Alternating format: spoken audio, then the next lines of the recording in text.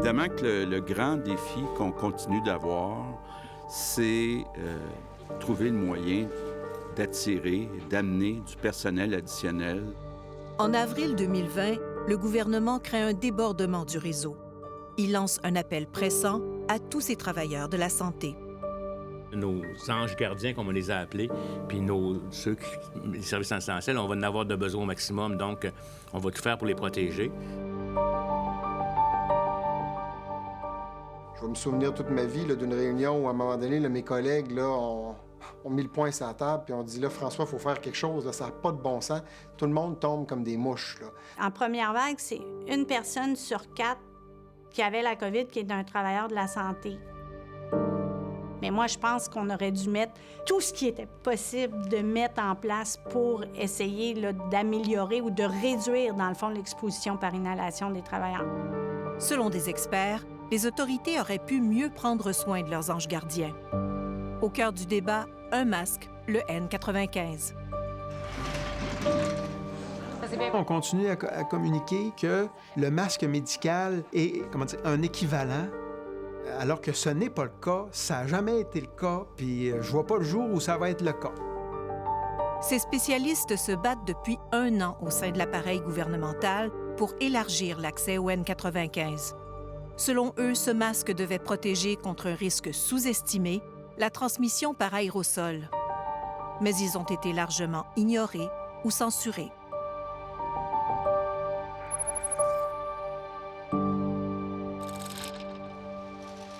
C'est l'appel de M. Legault. Quand il a lancé l'appel, il a dit « Écoutez, là, les médecins, on a besoin de vous, on a besoin de votre aide pour aider. » J'ai compris que peu importe ce que j'allais faire, on avait besoin de ma présence. Fait que je me suis dit « Bon, j'embarque. » La docteure Mélanie Roy est une chirurgienne ophtalmologiste de Montréal. En avril 2020, elle décide de se porter volontaire. Quelques jours plus tard, elle est parachutée au CHSLD Yvon Brunet à Verdun. Elle atterrit au milieu d'une des pires éclosions au Québec. On voyait très bien qu'il y avait un besoin criant d'aide. Beaucoup de décès, à tous les jours, des décès. Je voyais aussi que même les gens, s'ils sont plus habitués, disons, parce qu'ils travaillent avec des gens plus âgés, même eux étaient sous le choc de voir partir autant de gens aussi rapidement. Mais ceux qui les soignent aussi tombent malades. Quand on a été frappés, nous, par la première vague, c'était 80 heures semaine pendant 6 semaines de fil. Puis à un moment donné, chacun arrivait au bout de son rouleau où ils étaient contaminés. Donc, ils étaient retirés. Le docteur François Piouz pratique en gériatrie et en soins palliatifs à Québec. À la même période, il mène aussi un combat épuisant contre une éclosion qui décime l'hôpital Jeffrey Hill. C'est quand on est au travail qu'on est le plus utile. C'est pas quand on est malade chez nous. Ou c'est pas quand des gens quittent la profession parce qu'ils n'en peuvent plus. Quand j'ai compris qu'on était protégé seulement avec le masque de procédure, je suis devenue très pessimiste quant à la possibilité de ne pas l'attraper. Mélanie Roy veut apporter de chez elle un masque de type N95. La réponse était formelle, non. La position avait été répétée à plusieurs reprises et assez durement. Les gestionnaires l'assurent que le masque de procédure est sécuritaire, selon les experts de la santé publique. Les N95, lui explique-t-on, sont rationnés et réservés à des interventions médicales générant des aérosols, comme les intubations. Et enfin, ce ne serait pas juste pour les autres employés. La docteure Roy continue à travailler, mais sans N95. Je pense pas qu'il y a beaucoup de métiers dans lesquels on accepterait que les gens aillent travailler en ayant peur. Mais là, c'est ce qui se passe dans le domaine de la santé. Les gens ont peur. Je vais vous dire la vérité, pour certains équipements, on en a pour 3 à 7 jours. Donc, c'est quand même serré. Il ne fait aucun doute qu'il y a eu pénurie de matériel médical au printemps. Pourtant, en 2009, le Québec avait, selon nos informations, une réserve de 12 millions de N95. Mais ces stocks ont été écoulés ou sont devenus périmés, ils n'ont jamais été renouvelés. Les autorités maintiennent toutefois que ce n'est pas la pénurie qui explique l'accès restreint au N95, c'est que la majorité des travailleurs n'en ont pas besoin. Puis ces réponses-là étaient toujours que tant que c'est pas prouvé, puis que le mode principal n'est pas la transmission par inhalation, bien, on n'en a pas besoin. Comment se transmet la COVID-19? Le débat fait rage depuis le début de la pandémie. Pour la santé publique, elle s'attrape par des gouttelettes assez grosses lors d'un contact de moins de 2 mètres. Et la transmission par aérosol n'intervient que rarement lors d'interventions médicales génératrices d'aérosols, les IMGA. Dans l'autre camp, on parle plutôt d'un ensemble de bioaérosols de différentes tailles qui peuvent demeurer en suspension, voyager et être inhalés. Pour se protéger, le masque médical est insuffisant. Il faut un respirateur comme le N95, bien ajusté, qui évite les fuites. Présentement, il ne faut pas penser qu'il y a juste au Québec où on a de la difficulté à bien définir le mode de transmission. C'est vraiment un débat mondial. La microbiologiste et biochimiste Geneviève Marchand est dans le 2e camp. Ici, on peut voir sur l'écran, justement, les quantités de différentes particules selon leur grosseur qui sont mesurées. À l'Institut de recherche Robert Sauvé en santé et sécurité du travail, l'IRSST, elle mène des recherches sur les bioaérosols depuis 2003, l'année où le monde a eu un avant-goût de cette pandémie avec le SRAS. Santé Canada prend très au sérieux les menaces que fait planer une mystérieuse forme de pneumonie venue d'Asie. Au Canada, ce virus a frappé Toronto et soulevé les mêmes débats, gouttelettes, aérosols. Une commission d'enquête avait conclu que les travailleurs de la santé n'avaient pas été assez protégés. À l'époque, le Québec tente d'en tirer des leçons. Pourquoi on n'applique pas ce qu'on avait retenu pour le SRAS en 2003? Le docteur Luc Bérère a co-rédigé ce rapport. Ce débat-là, et là, nous, au Québec, on l'avait réglé, justement, parce qu'on avait toutes les disciplines réunies et on avait convenu que le masque médical n'est pas une option. Même sans certitude scientifique, le rapport recommandait des masques comme les N95 pour les soignants en contact avec le virus, par principe de précaution. C'est ce principe qui va opposer en 2020 les organismes de santé publique et de santé et sécurité au travail. La chercheuse Geneviève Marchand va se sentir censurée. Au début de la pandémie, c'était un avis qui traitait de l'émission des particules, justement un peu des modes de transmission par inhalation dans lequel l'IRSST recommandait effectivement là, dans cet avis-là le port d'un appareil de protection respiratoire pour les travailleurs de la santé qui étaient les plus exposés. Mais c'est un avis qui n'est pas resté sur le site Web. Le 8 avril 2020, l'IRSST publie en ligne une de ses fiches techniques pour guider le gouvernement durant cette pandémie. Une fiche sur les appareils de protection respiratoire comme le N95. À l'origine, dit Geneviève Marchand, le petit paragraphe suivant, obtenu par enquête, s'y trouvait. Seuls les appareils de protection respiratoire permettent de protéger les travailleurs contre les risques d'inhalation des bioaérosols. Mais très rapidement, dit-elle, il va disparaître de la fiche. Combien de temps sur le site Web, on sait-tu? 5 minutes. Ah oui? À peu près. Puis, vous savez pas pourquoi ou... On m'a appelé pour me dire que l'avis était disparu parce qu'il y a des gens qui étaient très déçus, mais le pourquoi du comment, on m'a pas expliqué le pourquoi. Petit moment de malaise avec la représentante des communications qui est dans la salle. S'il avait été publié, l'avis de la microbiologiste aurait contredit la position officielle du gouvernement. Est-ce pour cette raison qu'on l'a retiré? L'IRSST nous a d'abord répondu que l'avis n'avait pas été mis en ligne, mais nous avons appris qu'il l'a été brièvement. Raison officielle, la preuve scientifique n'était pas jugée assez robuste. Mais 2 jours après le retrait du paragraphe, la PDG de l'IRSST juge que la preuve est suffisamment solide pour qu'elle transmette un avis semblable à celui de Geneviève Marchand à l'organisme qui gère la santé et sécurité au travail, la CNESST. C'est ce que nous avons appris grâce à une demande d'accès à l'information. Pourquoi cette contradiction entre les positions internes et externes de l'IRSST? Nous n'avons pas reçu de réponse à cette question. Mais selon des sources, des débats houleux sur les N95 ont lieu durant cette période entre la santé publique et la CNESST, à laquelle est rattaché l'Institut de Geneviève Marchand. Quand ça fait longtemps que tu cherches sur un domaine, quand tu es passionné par ton domaine, quand tu y crois profondément, puis que tu penses que tes connaissances sont suffisantes pour faire des bonnes recommandations, puis qu'elles ne sont pas nécessairement suivies, pour ne pas vous le cacher, oui, ça a été assez difficile. Le 1er mai, 2 semaines après avoir commencé à travailler au CHSLD Yvon Brunet, la docteure Mélanie Roy contracte la COVID-19.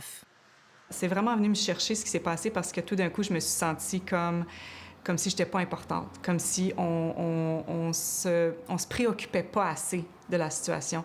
Et je peux très bien voir que les autres travailleurs aussi ressentaient ça.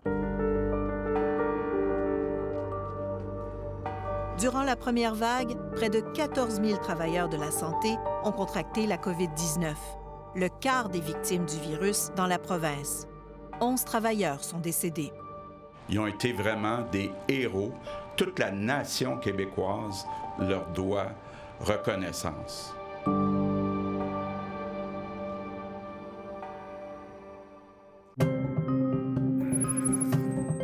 La ville de Québec sous le couvre-feu.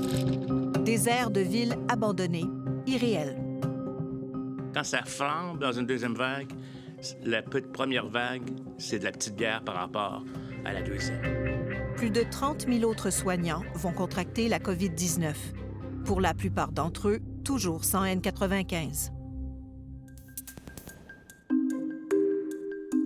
Le docteur Luc Bérère a tout fait pour que le gouvernement change d'avis. Et ce spécialiste en médecine du travail, avec la santé publique de la capitale nationale, n'hésite pas à sortir du rang. Dans la première vague, les travailleurs de la santé avaient un risque 10 fois plus élevé que la population générale. Donc, y avait-il quelque chose de déficient? Depuis le début, il interpelle les autorités pour qu'elles fournissent plus de masques de type N95 aux travailleurs de la santé. Sans succès. Durant l'été, le Dr Bérère a travaillé avec des chercheurs pour faire des échantillonnages de l'air et des surfaces dans des zones rouges d'établissements de Québec. Des immeubles souvent vieillots et mal ventilés. Ces résultats, non rendus publics, l'ont alarmé. On a trouvé de l'ARN viral sur le haut des cadres de porte, à 4 mètres du patient. Les particules étaient transportées par l'air bien plus loin. Les soignants qui viennent dans la chambre du patient, avec un masque qui bâille par les côtés, sont susceptibles de les inhaler. Il reconnaît que la science n'a pas encore prouvé que ces particules de virus peuvent infecter les gens. Mais selon lui, le risque existe. Vous avez transmis les résultats puis la synthèse aux autorités concernées. Oui, aux autorités ministérielles. Ministérielles. Le directeur de santé publique. Pas eu de réponse? Non. OK. Ni aux lettres, ni aux études de caractérisation? Non. Le docteur Arruda était déjà parti dans une direction totalement opposée. Le 8 juin, il émet une ordonnance qui interdit les N95 en dehors des IMGA, les interventions médicales générant des aérosols. Luc Bérère et son collègue François Piouz sont consternés. Quand j'ai pris connaissance de l'ordonnance, d'abord, je m'étonnais. Ça limitait indûment le droit des travailleurs à apprécier un danger. Il faut se poser la question, pourquoi on est la seule juridiction en Amérique du Nord puis dans le monde, à ma connaissance, pourquoi on a senti le besoin de dire non seulement là, les évidences scientifiquement on le recommande pas, mais on l'interdit. C'est questionnant. Si, admettons, le problème est un problème d'approvisionnement, qu'on mette la pédale au fond puis qu'on en produise au plus vite pour qu'on soit capable après ça de dire bon, mais là, les données se cumulent, on en a, go, on y va. Les syndicats ont entrepris des démarches judiciaires pour forcer le gouvernement à élargir l'accès au N95. C'est comme ça que nous avons appris qu'après la première vague, le gouvernement n'a pas tenté d'élargir son petit bassin de fournisseurs. Au mois de juin, le pire de la pénurie était passé, a déclaré le sous-ministre adjoint de la Santé, Luc Desbiens. Et les stocks étaient adéquats pour l'usage de N95 permis dans le réseau. D'autant plus que le ministère savait qu'il allait recevoir au printemps 2021 des millions de ces N95 d'une nouvelle usine à Ville-Saint-Laurent. Entre-temps, pour diminuer les risques en vue de la deuxième vague, le gouvernement cherche ailleurs. Entre chaque étape, on va faire l'hygiène des mains. Fait que tu peux mettre ta protection oculaire. Et la prochaine étape, évidemment, les gants. L'hôpital Notre-Dame de Montréal. Des travailleurs suivent une formation pour apprendre à utiliser de façon sécuritaire les équipements de protection. On le met par-dessus notre blouse. Des formations devenues routinières dans le réseau. Ces efforts ont entraîné une réduction du taux d'infection. mais il reste encore supérieur à la moyenne canadienne et il est le double de celui de l'Ontario, où les infirmières ont pu demander des N95. En novembre, à Québec, une éclosion éclate dans un CHSLD où travaille le Dr Pius. Cette fois, il l'attrape. Puis dans la nuit, je me suis réveillé, puis je frissonnais, puis donc c'était clair pour moi. Je suis allé passer mon test, j'ai eu le résultat. Comment je l'ai attrapé? Je ne le sais pas exactement. C'est sûr que je l'ai attrapé par aérosol inhalé. Ouais. Je dirais pas ça, mais ça fait partie des possibilités. Cette possibilité, le gouvernement l'avait déjà écartée 1 mois avant que le Dr Pius ne soit infecté. Il a été prouvé, il a été discuté, notamment par l'INSPQ, que le masque de procédure était suffisant, qu'il n'y avait pas besoin de N95. Je pense que c'est un enjeu que je vais appeler là, qui est réglé. Mais ce n'est pas le cas ailleurs. Depuis des mois, les Américains et les Européens recommandent en priorité des masques de type N95 en présence de cas suspectés ou confirmés. Et à l'automne, plusieurs autorités sanitaires vont reconnaître un risque de transmission par aérosol. Au Québec, c'est seulement à la fin de janvier 2021 que le gouvernement décide que l'appareil de protection respiratoire peut être envisagé, mais seulement après avoir pris toutes les autres mesures et utilisé un algorithme avec 7 étapes pour prendre une décision. C'est comme si le N95 était donné comme une récompense. Tu as eu un beau bulletin de toutes les autres mesures, là, tu as le droit au N95. Trop compliqué, ces directives ne resteront pas en place. Une semaine plus tard, la CNESST décide finalement d'agir. Elle exige maintenant un masque de type N95 pour tout travailleur en zone chaude. Le gouvernement est forcé d'aller plus loin. Le compromis, des N95 seront permis dans des milieux ayant 2 cas ou plus. La victoire est douce amère pour la chercheuse Geneviève Marchand. Ça arrive peut-être, est-ce que vous diriez, un peu tard dans toute cette crise-là? On aurait aimé ça que ça arrive plus tôt. Moi, je vais dire mieux vaut tard que jamais. Nos recherches révèlent qu'après un premier avis en avril, son institut a encore écrit 2 fois à la CNESST pour recommander le port du N95. Le nombre préoccupant de travailleurs de la santé infectés depuis l'envoi du premier avis nous incite à réitérer l'importance d'appliquer le principe de précaution en rehaussant le niveau de protection respiratoire. Et le 14 octobre, l'Institut affirme que le port d'un appareil de protection respiratoire est nécessaire dans tous les endroits où il y a plusieurs cas de COVID-19 suspectés ou confirmés. La CNESST nous répond qu'elle avait les mains liées par l'ordonnance de juin du Dr Arruda. Par courriel, le ministère de la Santé, lui, nous dit que l'ordonnance visait à préserver les N95 pour les travailleurs les plus exposés et qu'il s'est aussi toujours fié à la science.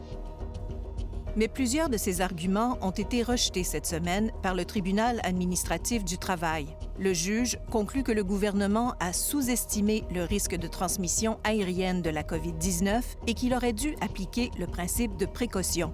Il ordonne même d'élargir encore davantage l'accès au N95. Je pense que l'appareil de protection respiratoire a un peu symbolisé ce qui aurait été comme une tape dans le dos aux gens du réseau de dire on vous fournit ce qu'on est capable de vous fournir de plus poussé pour vous protéger parce que vous en valez la peine. Il faut prendre tous les moyens à notre disposition pour protéger les gens.